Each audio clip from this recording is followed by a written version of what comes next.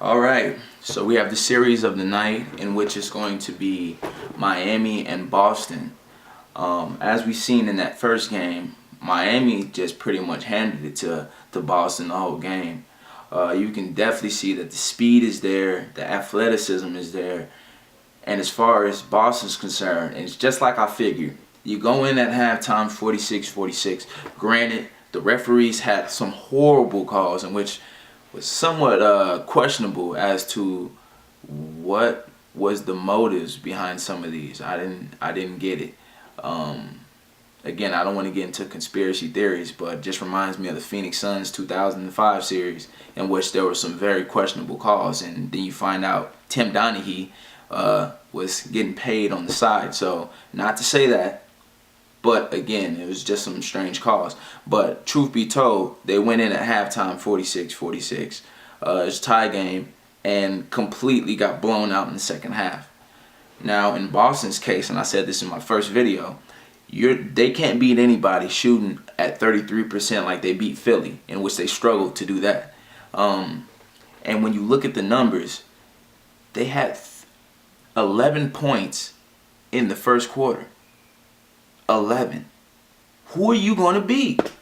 Who are you going to beat? This is the East Coast Conference Finals. Who are you going to beat scoring 11 points in a quarter? Third quarter, how many points did they put up? 15. Who are you going to beat?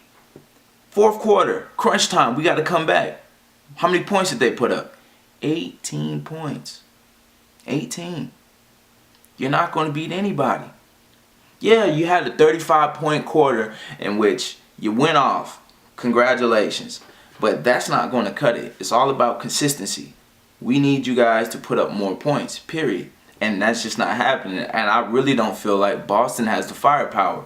Again, you had Paul Pierce, who's probably their best scorer right now. 5 of 18. Yeah, 5 of 18. Granted, I don't think he's going to do that again. But 12 points in the game, Paul Pierce isn't going to cut it. The only person that really showed up for this game was KG. Granted, he put up 23 points, 10 boards, 9 of 16. Not bad numbers. But then you got Rondo, who shot 8 for 20 and 16 points. Granted, he had 9 assists, but he's averaging almost 12 assists. I'm going to be honest with you, and I said this in the first video. If Rondo's not averaging damn near a triple-double, I don't see them competing in this game. They just don't have enough firepower. They don't have enough role players. They just don't have it. So we have to factor this in. And again, KG is their leading scorer at 19.5.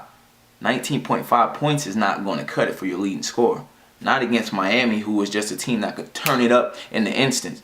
You don't know when they're going to turn it up. You know it's coming, but you just don't know.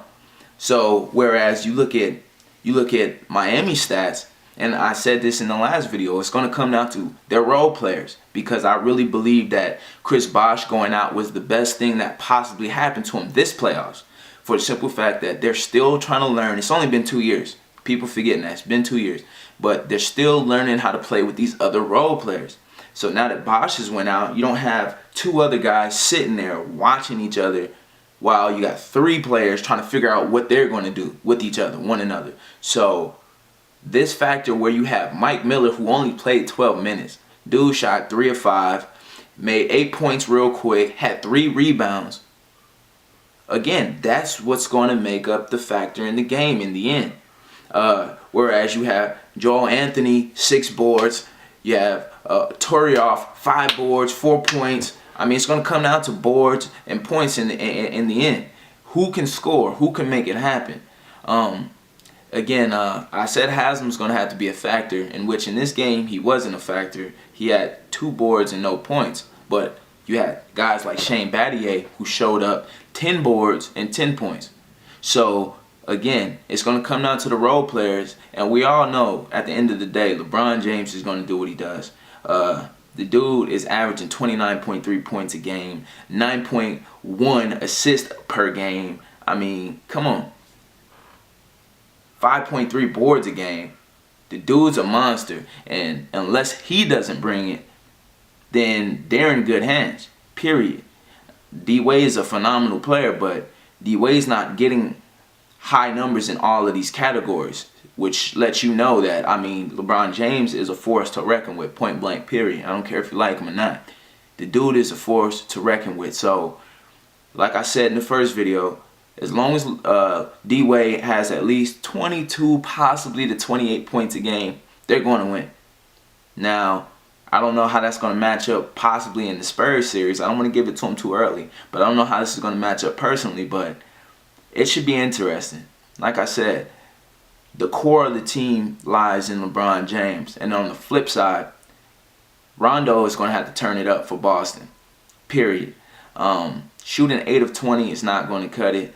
Rondo, yeah, we need points, but you got to be that assist guy that you've been. You got to get everybody else involved. Like I said before, you guys need Brandon Bass to step it up. You need it. And in Brandon Bass's case, dude shot 4-for-11. 4-for-11, man. Yeah, you got your 8 points, but 4-for-11. They need more. And a lot of these shots that you missed were completely wide open.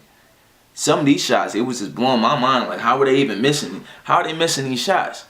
So, when it comes down to it in Miami, just like it is tonight, I really believe Miami's going to take care of business. It's game 2. They're at home. They're on fire. They're learning how to play with all these role players. Everybody's turned up. They know they're going to the finals. It's game time. And like I said, I really believe that Miami was going to beat them in 6, possibly 5. But at this going rate, Boston, you guys might mess around and get swept if you guys don't turn it up with your role players. So we'll see if something else switches in this next game today, and we'll go from there.